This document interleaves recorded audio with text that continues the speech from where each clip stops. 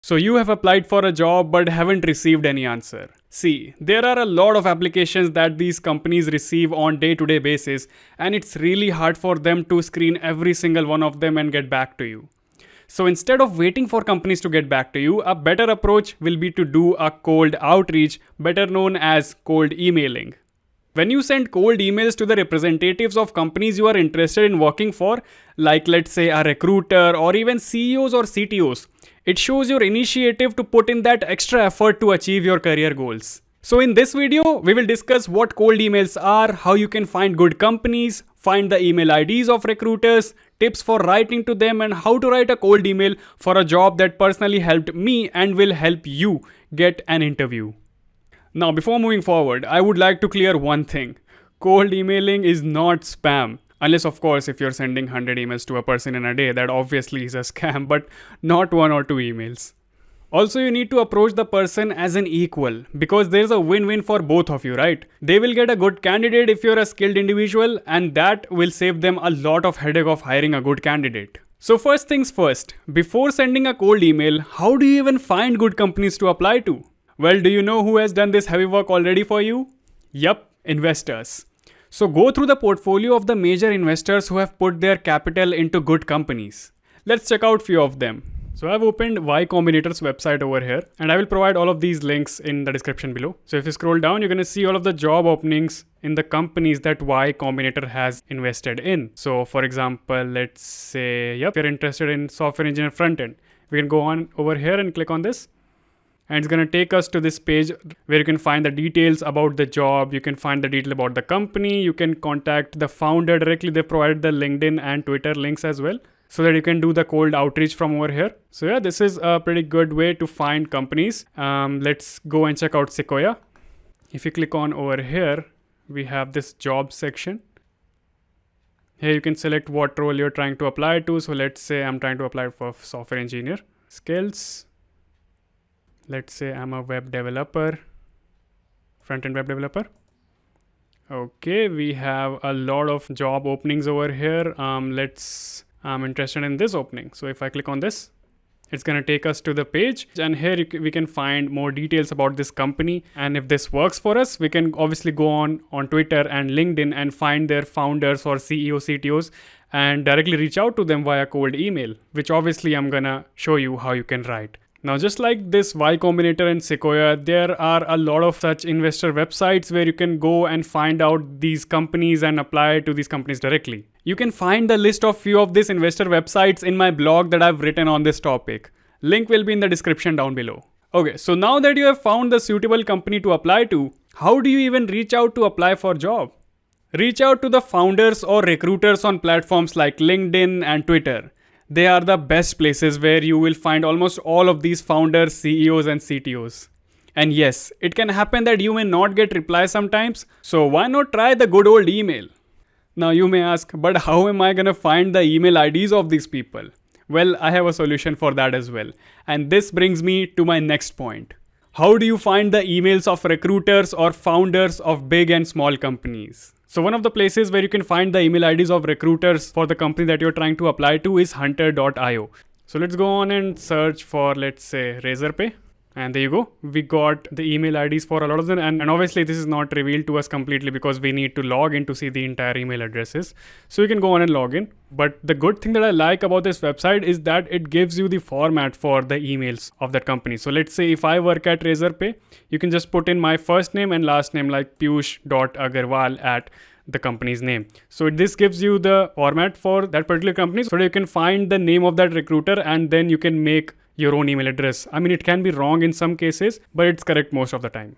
Another one of such tools can be Clearbait. So you can go on and check out this tool as well. I'm going to provide link to both of these and some more tools in my blog as I mentioned earlier. Link will be in the description down below. Now let's get to the part you all have been waiting for. Tips for crafting a cold outreach or a cold email. Alright, pause. If you're not yet following me on Twitter, go to twitter.com/Piyush_Eon or click the link in the description down below and hit that follow button right now. I'm waiting for you. I'm still waiting. Okay, fine. Let's continue with the video. Now, point number 1. Keep your email short. See, recruiters are busy people.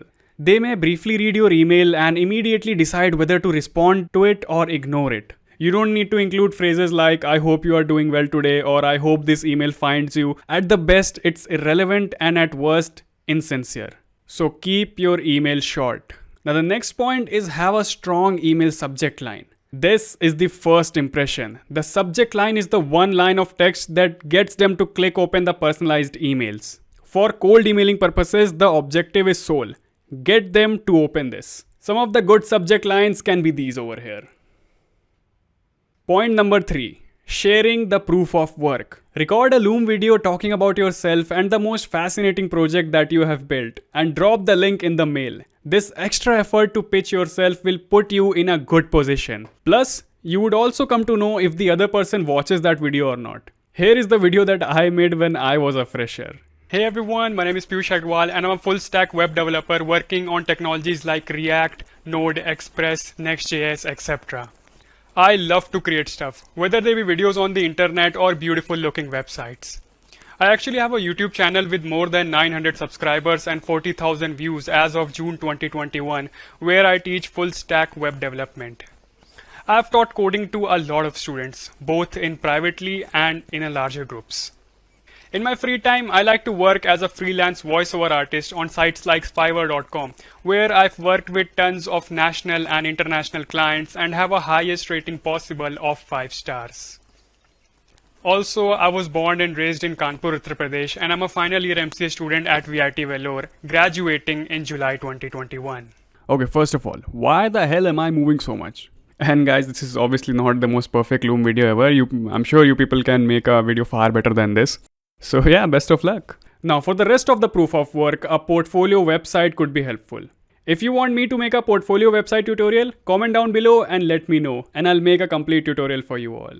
Now the fourth point will be to mention your accomplishments. See, you are trying to sell yourself in one paragraph to the recruiter that you are someone worth reaching out to for an interview. So name any hackathons that you have won. Link to your project or an app on the App Store that has few thousand downloads and mention that number. If you're like me and active on social media or do YouTube videos, you can mention that as well. Or if you went to an impressive college, mention that too. All of these points work flawlessly. Now, point number 5 will be to create urgency and establish a timeline. Let's say you already have a return internship offer with a different company or a job offer. Mention that. It will put pressure on the recruiter to respond and might even fast track the process of getting you an interview. But warning, be careful not to make it seem like the company you are trying to apply to is a backup option. Make sure you convey the excitement for the company. The next point is really important. Add a call to action. Be clear with what you want. An email hoping to set up a meeting chat is too indirect. So be bold and always include a specific ask, such as this. I'd like to interview for a front-end developer internship for summer 2023. Also, give them something worth responding to. Make sure to leave your name and contact so that they can easily get back to you.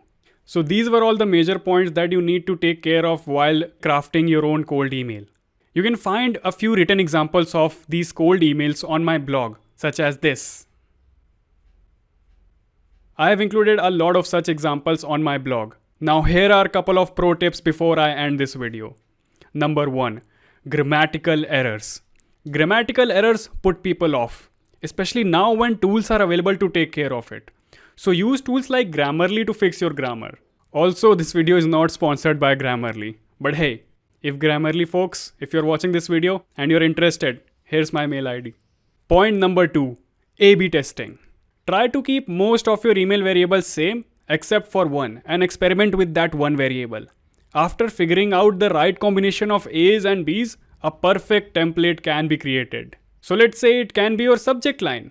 Try going from irrelevant to specific. Quick question versus state level hackathon winner interested in X company. Notice the difference? With the subject line, you're looking to improve the email opening rate. It can be your call to action as well. Try different questions which may make recruiters respond to you. Now the third pro tip for you will be following up. If you receive no response within a week after you send your email, then it is acceptable to send a short follow-up email. It is likely the person you are sending message to is too busy and may have emails backed up that they haven't responded to. If after 2-3 emails you don't get a response, reach out to another recruiter at the same company. Trust me, it's not a weird thing to do. Now in the end, I would say this. Remember that the person on the other end of the email is like you. They're working, they have a life, and they occasionally click on emails from an unknown sender.